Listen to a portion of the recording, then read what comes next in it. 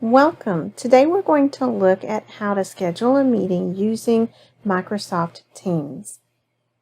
The great thing about having Microsoft Teams is it is an online video conferencing tool that we can use where you can have about 300 participants and you don't really have a time limit unless you plan on going over 30 hours for one meeting. So first you're going to start off in the calendar section on the tab.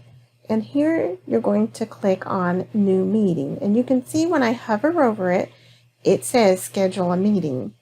So you also have some options to schedule some other things, but we're going to focus on just scheduling a meeting today. So you can see this looks very similar to most other video conferencing tools and very similar to just creating a regular meeting invitation in Outlook.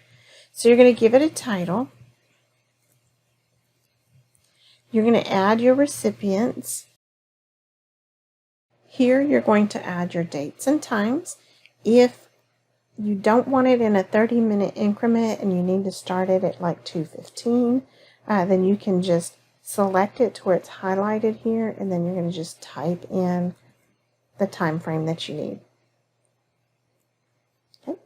Down here are some suggested time frames, so if you click on those, it will automatically just adjust the time frames for you. Here you can choose whether it repeats or not. You can add a channel, which needs to be already created within Teams in order to add a channel. You can add a location, and your meeting details go down here where you might want to add attachments, links to your agenda, etc. Once you have all of your people in the requirement, you can also create optional attendees as well, but you can click on the scheduling assistant and kind of see where everybody's availability is.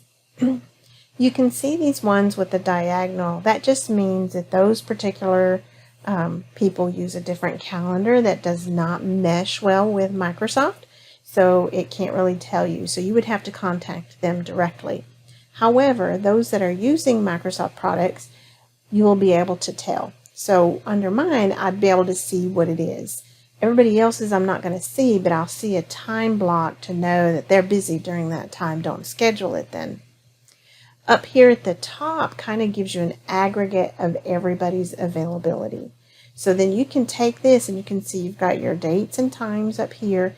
And you can move this around, and as it moves around, you can see at the very top, it changes the date and time of the meeting.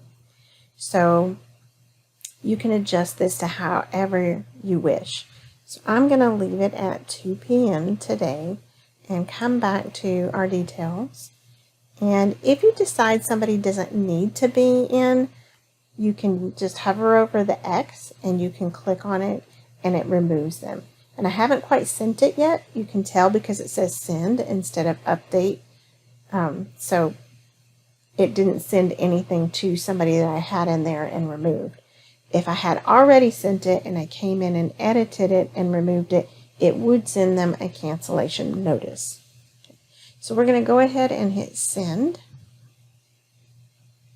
And you can see it automatically creates my little meeting here in Teams. But when I jump over here to Outlook, you can see it also creates one in Outlook automatically. I didn't have to create it, so it meshes very well with Outlook. So whatever I do in either place is going to be automatic.